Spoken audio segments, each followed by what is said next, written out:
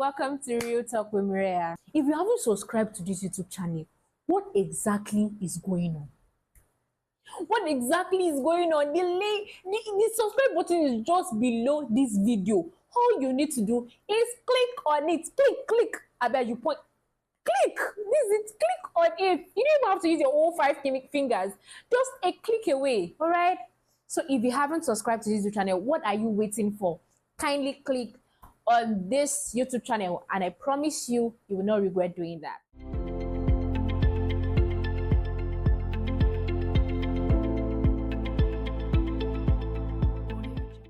Welcome to the Real Talk with Mireya. Hello everyone. Welcome to another episode of Real Talk with Mireya. My name is Hadijari Oluwatomilara. For those who haven't, watched the first video, this is your first time of watching this video, let me introduce myself once again. And I'm the host on this show, all right? And if you haven't watched the past videos, you have to go and watch it, right? Today, I'll be talking about not your so common red flags. So I'm always excited as I am. I know that we often hear red flags. If you guys beating you, if he's doing this. Today, I'm going to talk about the not so common one. And trust me, this one, you don't want to miss out of it. And so I advise you to share with your friend, after you finish watching this, if you really find this helpful. Now, we don't talk about some things, and that is why I came to address those things today, especially for people going into relationship or people that even started a relationship and they don't know that they're in the wrong relationship. I want to tell you signs that you're in the wrong relationship, not your so common red flags. And the first thing I'm going to start with is I'm going to start with some statements that we often see as it's just casual. It's just now the first statement is, baby girl, I'm going to change for you. Oh, hey babe, I promise I'm going to change for you. If you notice some weird attributes or some discomforting character or some things that you found in your spouse and you don't like, and then you have been advising them that they should change, that they're like, I will change for you, it's because of you I will change. Or this guy does not go to church and you're like, and he's like, don't worry baby, I'm going to change for you, I'll start attending church because of you, I will join a unit because of you. Let me tell you something, that my sister or my brother, you are on the path of destruction. In fact, the path of Iparu, you're already on that path. Because even you as let me ask you, even you yourself, you have been telling God that, God, I want to change, I don't want to do this thing again. Please, have you stopped doing those things that you say you don't want to change? You want to change, you want to change about that. I don't want to do this again, and then you find yourself doing it. So if you as a grown-up adult has not changed, you expect another grown-up adult to change because of you, that's a big lie.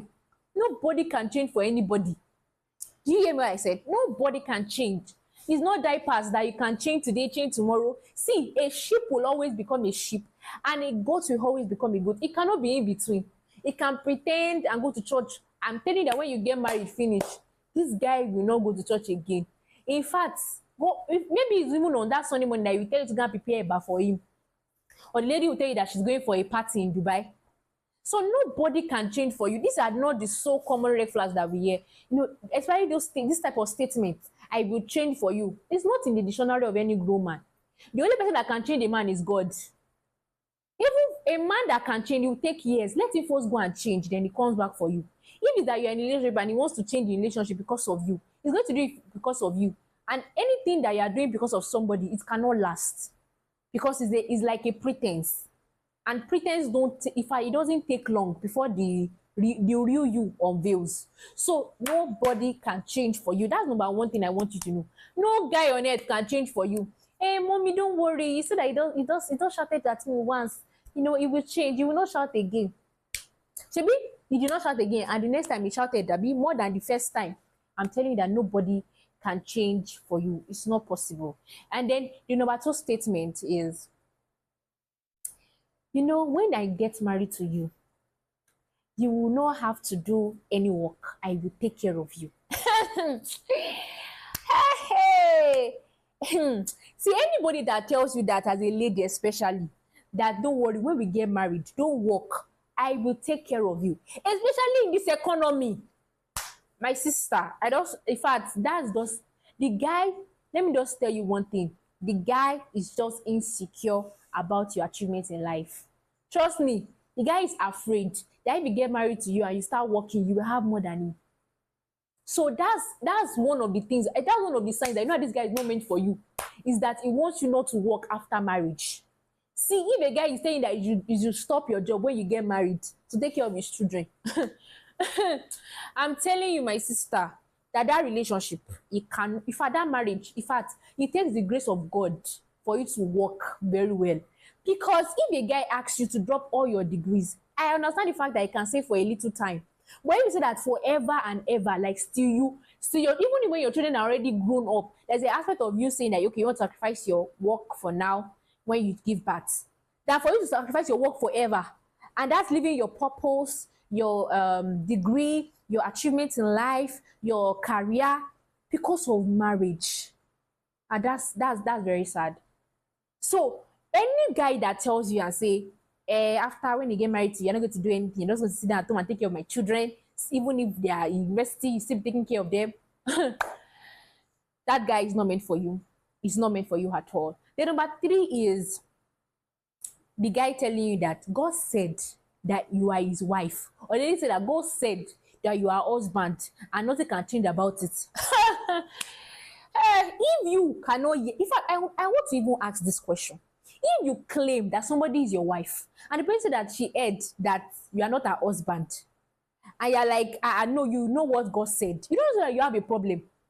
Because let me tell you the reason why you have a problem. The reason why you have a problem is because you are trying to get married to a person that doesn't even hear the voice of God. Because if your wife can hear the voice of God, it will not be difficult for you guys to do the will of God when you get married. So if it's that you claim that you heard that she's your wife, and she claimed that she didn't hear that statement that you are her husband, and you are enforcing on it that you heard what God said, you are very, very sure of what God has said, I'm telling you that you are a joker. Real joker. And that means even you don't see your marriage as fulfilling God's divine mandate. Because if you really see your marriage as fulfilling God's divine marriage, you will be very excited that the person you are getting married to can also hear God for herself, that you are the will of God for her. Because if she does not hear that you are the will of God for her, and you are claiming that you are the will of God for her, when circumstances or challenges happen, she will easily pull out. Why? Because she did not hear anything, and she will lay claims on it that I didn't hear. You're not only one. You're already the one that heard. I didn't hear. So this marriage cannot work. Or she goes to another country and she finds someone that is finer than you. Trust me, if she's not convinced or has heard that you are the will of God for her, she will go with another man. So one of the signs that one of the things, or one of the common, not common red flags I want you to know is that your partner cannot hear what you are hearing.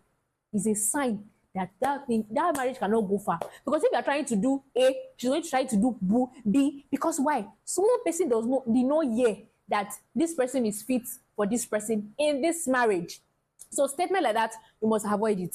God said you are my wife doesn't mean that the lady heard that you are a husband. Make sure you take your time. Ask first, again and again. Did you also hear? Ask, did she hear? Don't just lay claims. You can tell her that God said, but let her also process it and ask God by herself. Never go on with a relationship without asking the person, your partner, that did you hear God? And what did God say? What is your description? If it's not in alignment with what God told you, don't go on with that relationship. And number 4, this one is most common among Christian brothers or sisters. Don't let the pastor hear that I asked you out. Oh my God, don't let the pastor hear that I asked you out. The thing is that I don't think most of us understand the role of spiritual authorities over our lives. Because if you really understand, the implication of not informing your spiritual authority over decisions like major decisions in your life, like marriage, major decisions like in your life, like marriage, you're telling that pastor should not hear about it. For that means you're not serious about that person. Because if a relationship is as serious as you think it is, you will definitely tell serious people about it. Because if you know that, if you really regard your spiritual authority, if you really put them in a high regard, you will know that you should not do anything, especially God's will, without informing them. What if that sister that you want to talk to is already engaged with another brother in the church? And then you are fasting and praying 21 days over the sister that God let her say yes. not knowing that this lady and her friends, he has gone to pastor and tell pastor that, pastor, we are planning on getting married. You don't know that you're already in trouble like that. If a guy cannot inform your pastor about you guys' relationship, or that he asks you out, if a ladies, if any Christian brother comes to meet you and says, sister, I want to engage you, I want you and I to talk, ask him first, have you informed your pastor about it? In case you're not living, like you are not in the same church, have you informed your pastor about it? Have you informed your mentor about it?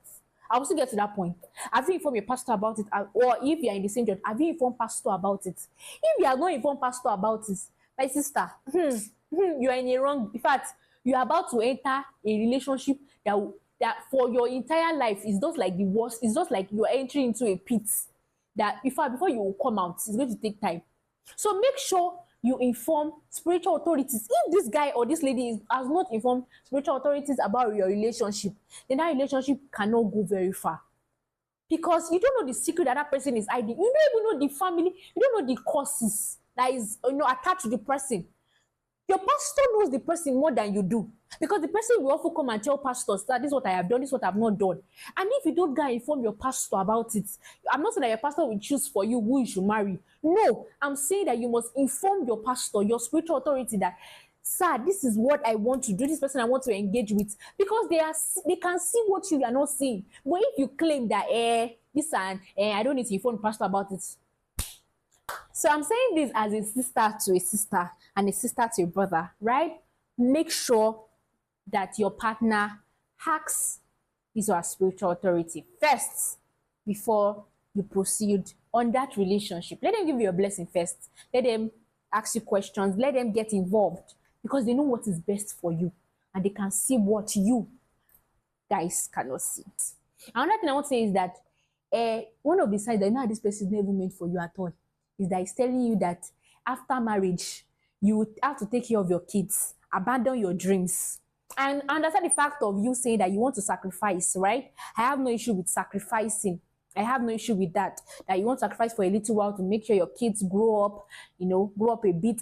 But it's part of you leaving down everything and not doing anything with your life after marriage. That guy is insecure about your achievements in life. Yes, let me tell you that. You know why I said that? It's because he knows that if you work, you will earn more than he does. And it's going to bring it's going to bring down his ego. I am telling you that if a guy will have to tell you that after marriage you should not work or should not do anything, ladies, run, no.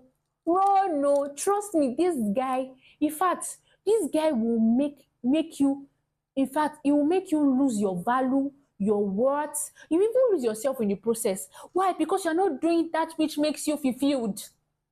So if a guy is telling that after getting married, after he gets married to you, must abandon all your dreams, your purpose, your achievements in life, let me just tell you that you are about to lose out of destiny.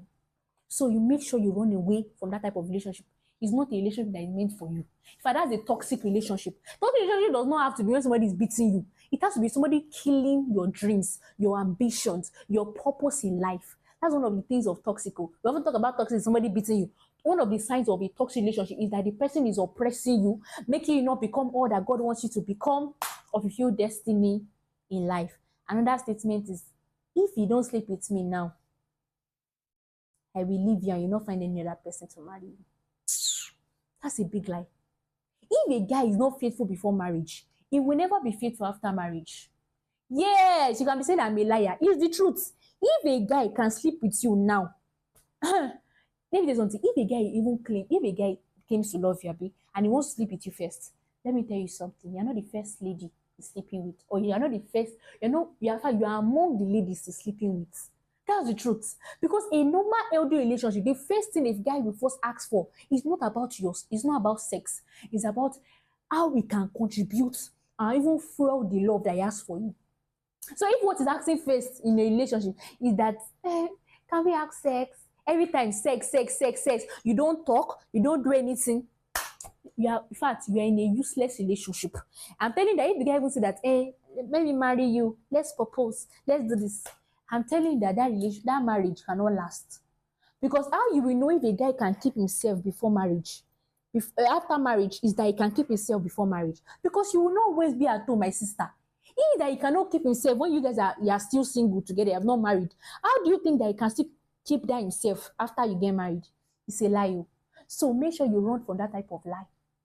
Understand? If it's not faithful before marriage, it cannot be faithful what? After marriage. So another common, not so common red flag is that if a guy cannot inform those that matters to you about your relationship, or a lady cannot mention your name to those that matters to her, I'm telling you that hey, you are in a one-sided relationship.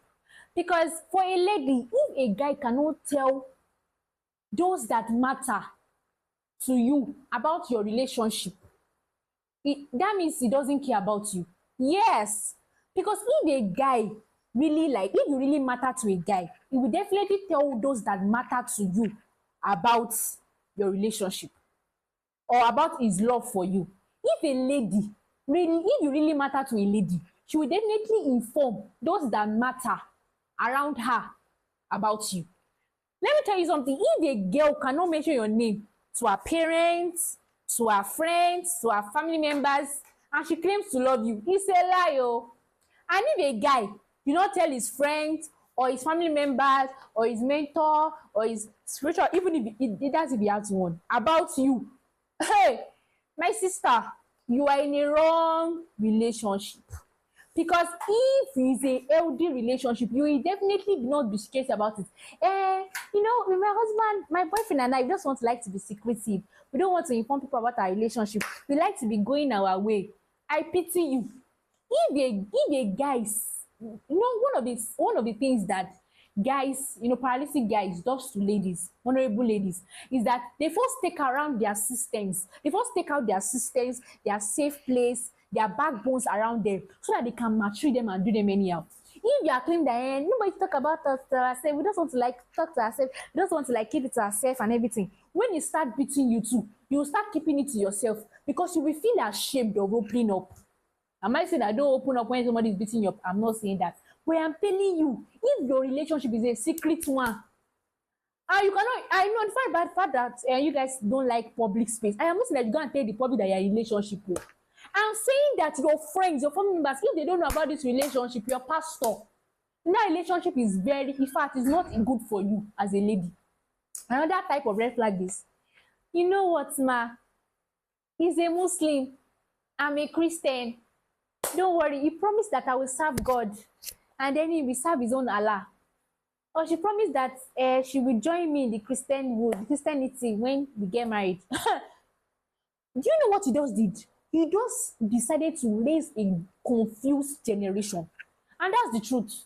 Some of you we don't want to raise a confused generation. They will now ask your children, are you a Christian or a Muslim? You're like, both. My dad is a Christian, my dad is a Muslim. Your children does not even know where to stand, even as a child. They are confused about the religion that they should enter. I am telling you that as a lady, especially as Christendom, when the Bible says do not be unequally yoked with unbelievers, did you think that he was talking about just about friendship? Even your marriage, you must marry from the same tribe. If you are not from the same tribe, I'm telling you that hey, that relation, that marriage is a confused, is a marriage that will breed or give birth to a confused generation. You must marry from the same tribe. If he or she is not from your tribe, and that's Christianity, then don't marry him. Ma, but it's scaring. The only sensible person I've seen is that Alaja. Okay. Okay. I have nothing to say about that. Okay. Another thing I want to talk about is if this person cannot contribute in that relationship, every time is give me. Abi take, it takes, it cannot give. Take. Then you are in a parasitic relationship. If that person is a parasite, because I don't understand.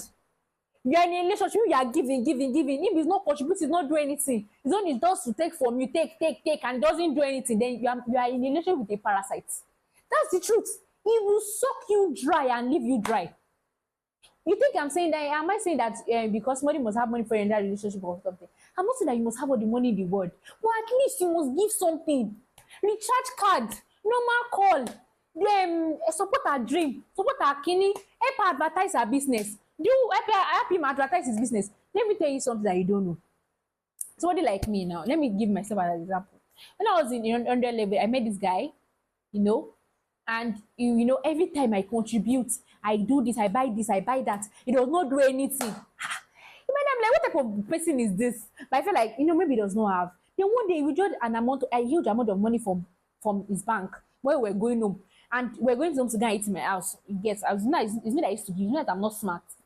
And then when we got to a particular place, I said, you know what? Why don't you buy this for the soup we're about to go prepare? He told me that he does not have any money. I said, you that he just withdraw the money. I'm not the one to use money for. He said that he won't take care of himself. I cannot take care of me, and you claim that you love me. And I knew that there was something wrong with that guy.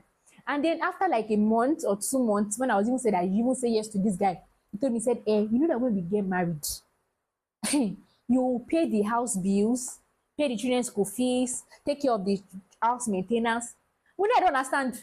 And I said, what will you not be doing? He said, you take children to school. I said, okay. That's the name that there's a problem. If a guy cannot sacrifice before marriage, let me tell you something, he will not sacrifice after marriage. Oh. That's one of we don't talk about this type of red flags. If a guy is stingy now, if a lady is stingy now, do you expect that person to not give after marriage? Oh, he cannot buy anything for you. I rest my case. Another thing I want to talk about is that if your spouse or the person that you want to be in a relationship with has not found purpose yet, my sister, you are in a wrong relationship. Because it has to be one chasing 1,000 and then two chasing 10,000. That means one person must be chasing 1,000 already, and that person is chasing 1,000 already. Then you're able to what? Change 10,000. Let me tell you something. As a lady, if you don't know where you're headed to in life, you can make any man become the head over your life. You know what I said? If you don't know where you are headed to in life, you can make just anybody the head over your life. If you haven't found purpose yet, and this is where I'm going to stay for long. As a lady, if you have not found purpose yet, and you want to be in a relationship, then you are a joker.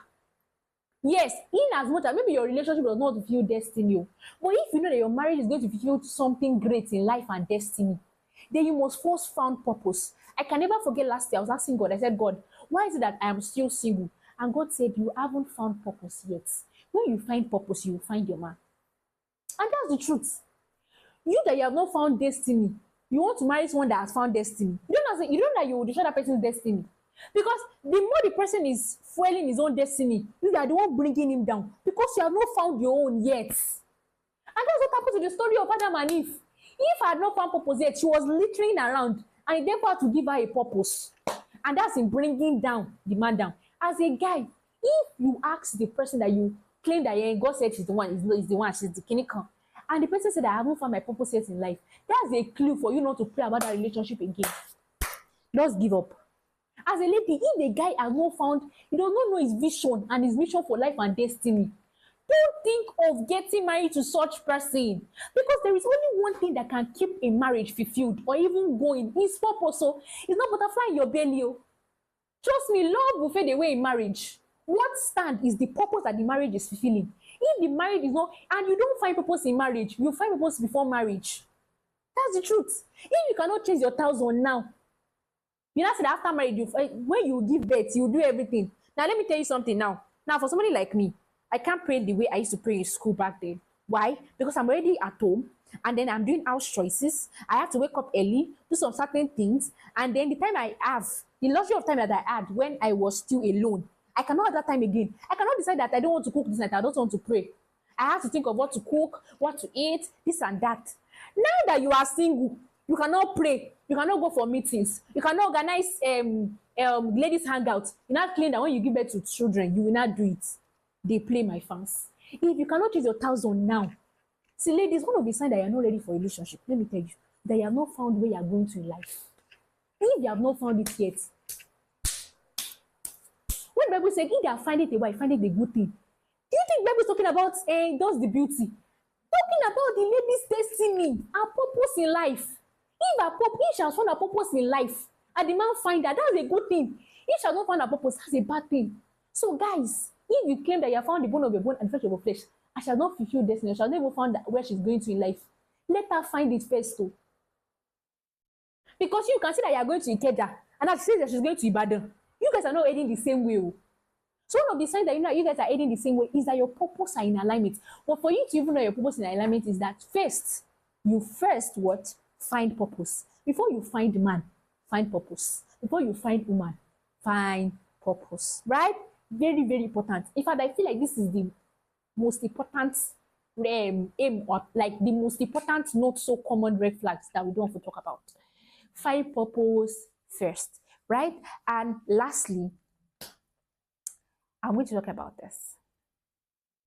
If you don't know God yet, then it's funny how, for some young people, I often hear them say, Ma, I think I found the man.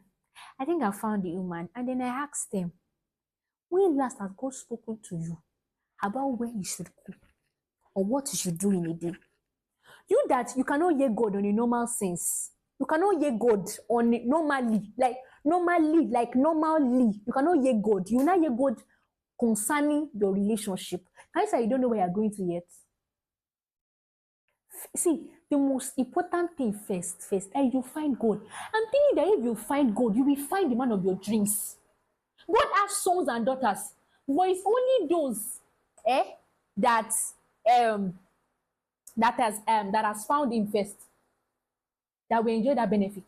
When you seek first the kingdom of heaven, and that is every other thing will be added unto you. That's good marriage, good relationship, good partner, everything, good business.